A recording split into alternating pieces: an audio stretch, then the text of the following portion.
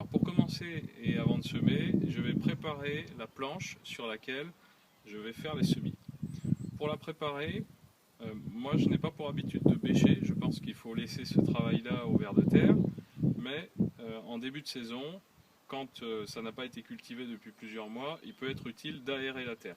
Pour ça, j'utilise un outil qui s'appelle la grelinette. Alors la grelinette, elle comporte des dents, un peu comme une fourche, qui sont recourbées, et deux manches.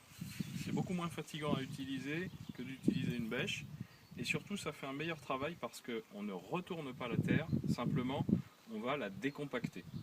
La grelinette a été inventée par un monsieur qui s'appelle Monsieur Grolin, et c'est pour ça que ça s'appelle comme ça. Alors ici, l'an dernier, on avait mis des fleurs, on avait mis par exemple des dahlias, il y avait d'autres fleurs, donc ce qu'on va faire c'est qu'on va retirer les anciennes fleurs. Donc la grelinette, ça fonctionne comme ça. On la plante dans la terre, assez profondément, on la pousse, et ensuite on la tire. Ce que ça fait, alors on la tire, et ensuite on la secoue. Donc ça va permettre, par exemple, de sortir ces dahlias que nous allons pouvoir replanter ailleurs. Donc là, je vais les mettre de côté, on va les garder pour tout à l'heure. Et la grelinette, ici, va se manipuler en reculant. Donc là, j'ai fait devant, je fais le même geste, et ici, je décompacte. Surtout, on ne retourne pas la terre, parce que sinon, on perturbe l'ordre des choses, qui fait que les petits insectes sont en surface et les vers de terre en dessous. Là, je veux simplement aérer ma terre. Alors après, bien évidemment, je ne marche plus là où j'ai passé la grelinette.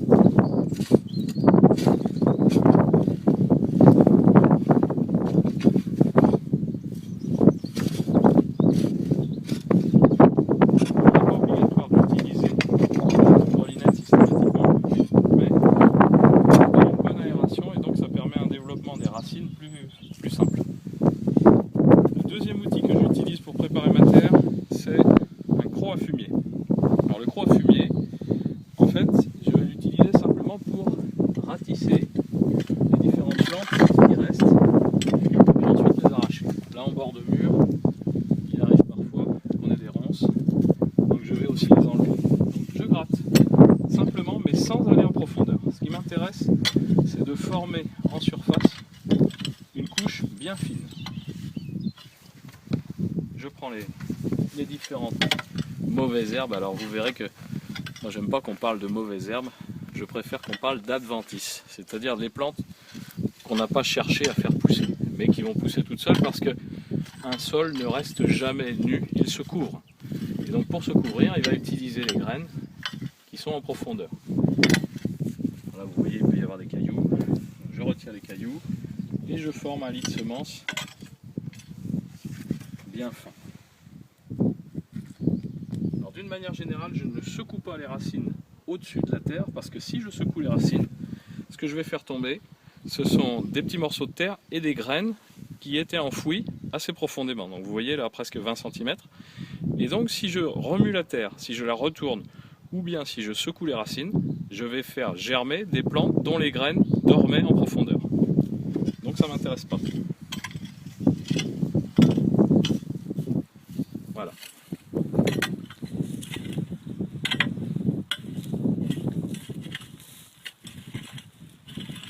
Donc je pousse et je tire alternativement le croc à fumier, ce qui me permet de former une couche bien fine qui va me servir ensuite pour les semis.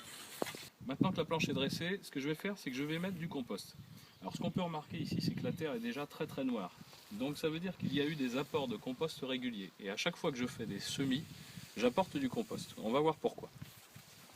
Alors pour apporter du compost, il y a une méthode très simple. On prend avec ses mains, et puis on répartit comme ça une fine couche de compost. On peut aussi prendre avec un seau, on peut prendre avec une pelle, avec ce que vous voulez.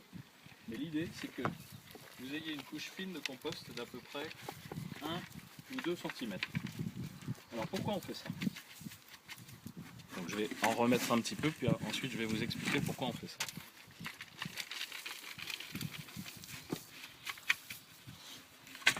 Alors le compost, ce sont des déchets de végétaux qui ont pourri et qui ont chauffé. C'est-à-dire que si on laisse un tas, vous avez sûrement tous déjà fait un essai en laissant un tas d'herbes par exemple dans un coin du jardin, au bout d'un moment, ce tas va fermenter et va monter en température à une température qui avoisine les 80 degrés. Le compost que moi j'utilise, c'est un compost qui est un compost de déchets verts. Tous ces déchets sont maintenant collectés par les communes et ensuite acheminés vers des unités de compostage. Les unités de compostage vont mettre tous ces végétaux en tas, les laisser fermenter, retourner les tas à plusieurs reprises et ensuite procéder à un broyage. Donc vous voyez là, c'est pas broyé de façon très fine, il y a des composts plus fins.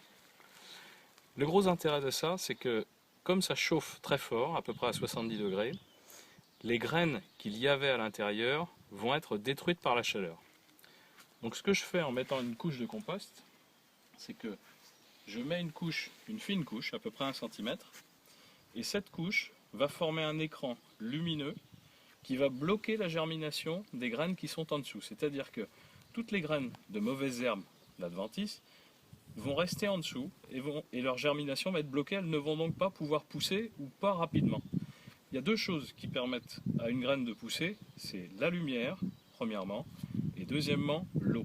C'est-à-dire que si la graine n'a pas d'eau, elle va avoir une capacité à germer pour certaines graines, et puis au bout d'un moment, si elle ne reçoit pas d'eau, la plante ne va pas pouvoir se développer et enfoncer ses racines dans le sol. Donc ce qui se passe, c'est que ici, vous voyez, la terre était déjà noire. Donc si on prend la terre qui est ici, c'est un mélange de sable, un mélange d'argile et un mélange de compost qui a été amené. Ce qui va se passer avec le compost, c'est que les vers de terre vont venir en surface, ils forment ce qu'on appelle des turicules, c'est-à-dire des petits monticules, et ils redescendent avec le compost et ils font ce trajet-là. Donc il y a des vers, on appelle ça les lombriques, qui montent et qui descendent. Eux, ils vont ramener dans la terre les éléments nutritifs. En faisant ça, ils vont creuser aussi des petites galeries, et dans ces galeries, les racines des plantes vont pouvoir aller par ces galeries et ça va leur faciliter le passage et elles vont pouvoir aller chercher les éléments nutritifs dans le sol et donc être nourries. Voilà. Le compost de déchets verts, on peut le trouver facilement dans ces unités de compostage. Il y a à peu près 2 ou 3 unités de compostage dans chaque département et ça se vend à un prix ridicule puisqu'on peut avoir une tonne de compost pour à peu près 30 ou 40 euros. Tout ce que nous faisons ici, nous, c'est du bio. Et donc ce compost-là, il est certifié en agriculture biologique puisqu'il n'y a que des déchets végétaux.